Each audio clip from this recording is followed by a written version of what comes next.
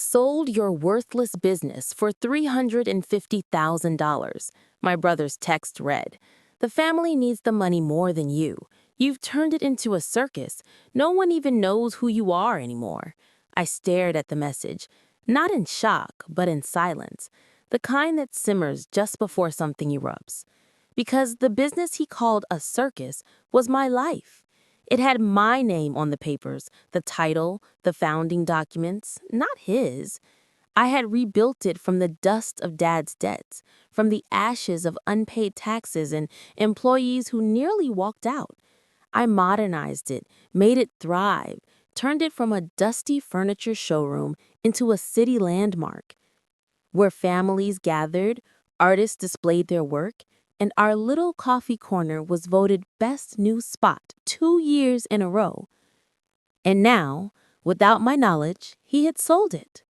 Told the buyers I'd stepped away, told my parents I would understand, told himself he was saving our legacy. I didn't reply, didn't fight, didn't even text back. But 5 minutes later, his phone rang.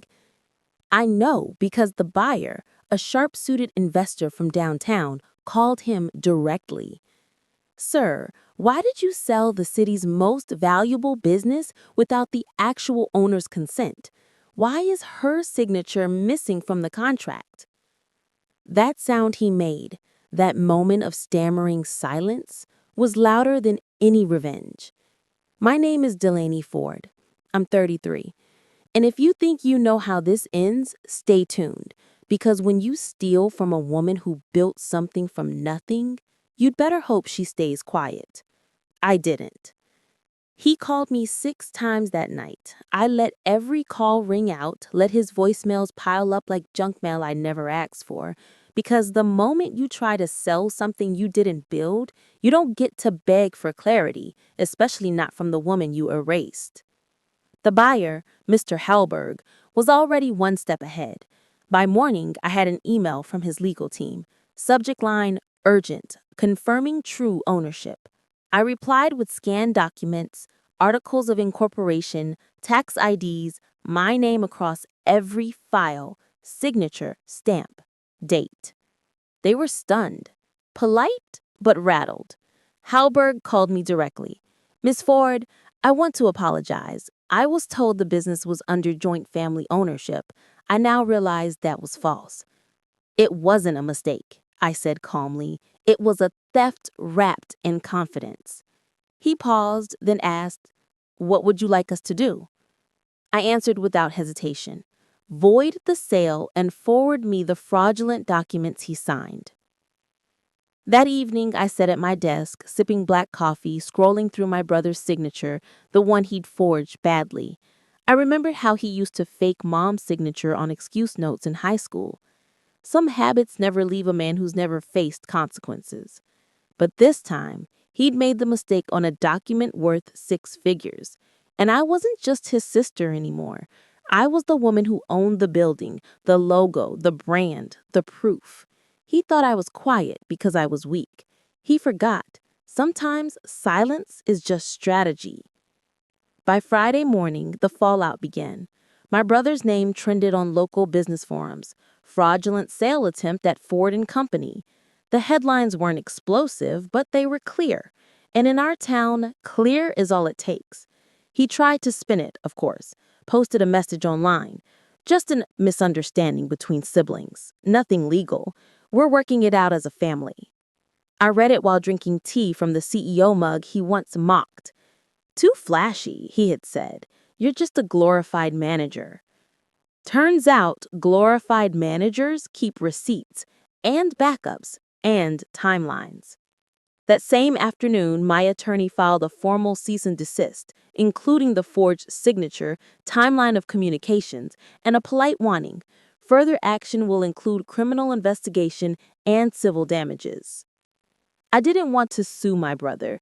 I wanted him seen, not just by me, but by everyone he used to perform for. That night, my parents called. I almost didn't answer, but something in me, some old ache, still hoped for decency. "Delaney," Mom began, "you're making a scene. Why would you bring lawyers into this? We're family. Family. That word so often used to erase the harm done under its name. I replied calmly. He committed fraud. If a stranger had done this, would you ask me to let it go? Silence. Then Dad added, "You've always been dramatic." I smiled, because drama was never my tool. Documentation was, and I had enough to bury his claims without ever raising my voice. The next few days revealed just how fragile his house of cards had become. Vendors began pulling out of handshake agreements. The accountant, the same one he'd hired after pushing me out of board meetings, quit without notice. And the local newspaper requested a statement from me. I gave them one. Short, professional, but impossible to ignore.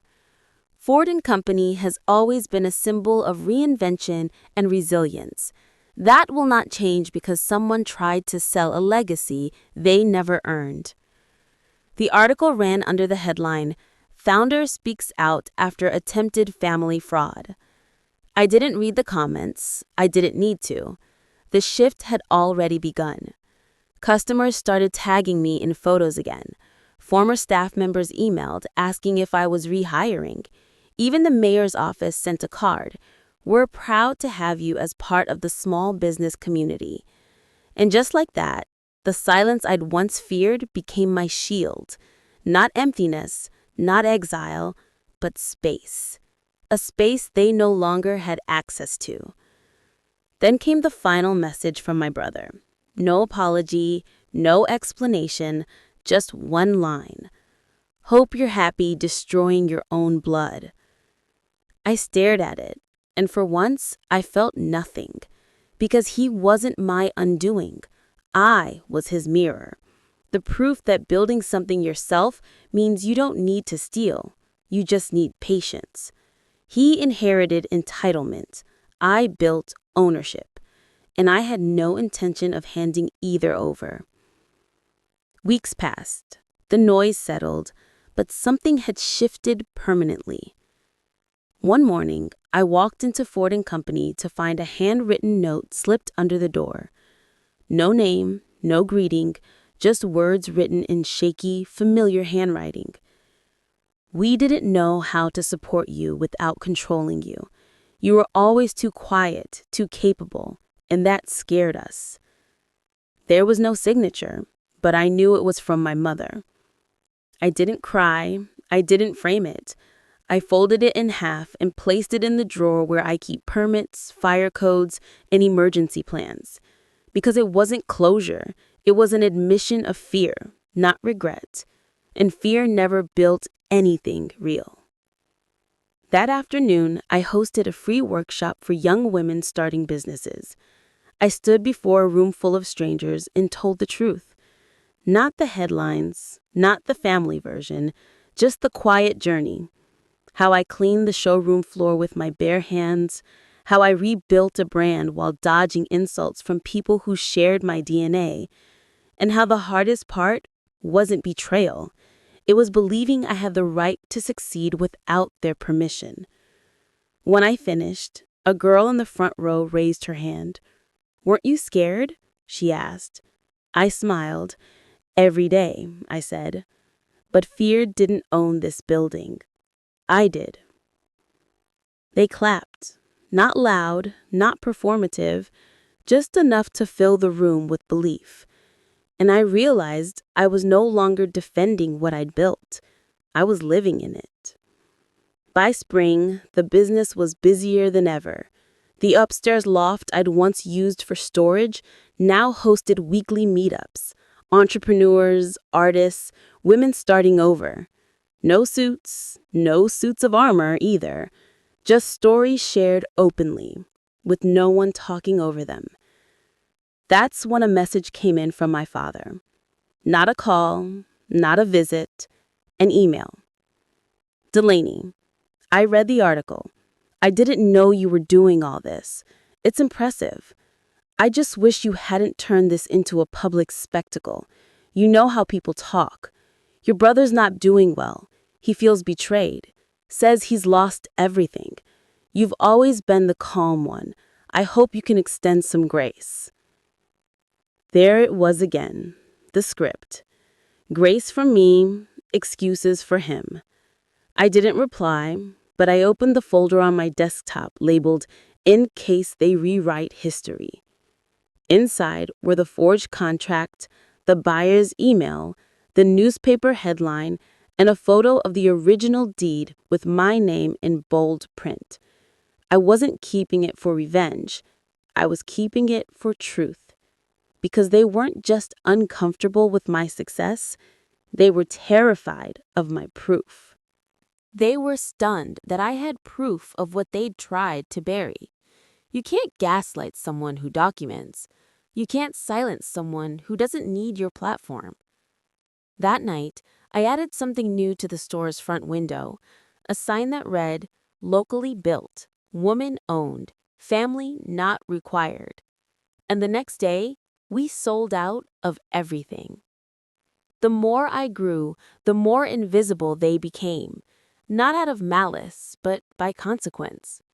My name, once buried in the footnotes of their family stories, now stood on city grant plaques, business leadership panels, and event invitations.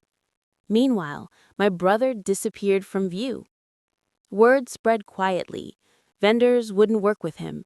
His name had become a cautionary tale whispered between contract clauses. Then came the inevitable, a package. No return address, but I recognized my brother's handwriting. Inside was a copy of Dad's revised will, handwritten, messy, stained with something that looked like coffee or time. My brother had been removed as primary executor. My name was written in his place. No note, no apology, just that single piece of paper, sent like a question he didn't have the courage to ask. I stared at it, then filed it away with the rest. Because legacy wasn't just what they left behind, it was what I refused to carry. That weekend, a teenage girl stopped me in the cafe inside my store. "I'm writing a school paper on women in business," she said nervously. "Can I interview you?" I smiled. "Only if you promise not to call it a comeback story." "Why?" she asked. "Because I was never gone. They just never looked close enough to see me." She grinned and hit record. And in that moment, I knew I'd already rewritten the ending, in a voice they never expected to survive this long. I didn't attend the reading of Dad's will. I didn't need to. What I built wasn't tied to inheritance. It was rooted in something stronger, ownership without apology. Weeks later, a reporter called. She said she was writing a piece on family business disputes and asked if I had a quote. I thought for a moment, then said, "When you give the throne to the loudest voice, you lose the kingdom to the quiet one who took notes."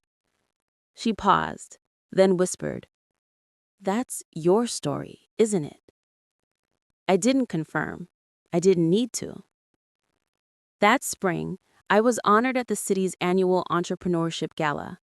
The plaque read, "Delaney Ford, building without a blueprint." I hung it beside my first bank statement from years ago, the one with $73 left after payroll and rent. And beside that, a photo of my store's ribbon-cutting ceremony. No family in the background. Just me and the team I chose. That's the thing no one tells you. Sometimes you grow not despite the betrayal, but because of it. You learn to trust contracts over promises, actions over apologies, and yourself above everyone else. One night, I walked through my empty shop after closing, touched the windowsills I sanded myself, straightened the hand-lettered sign near the counter. It read, "This was built by the girl they underestimated." I turned off the lights, locked the door, and walked into the night. Not angry, not broken, just free.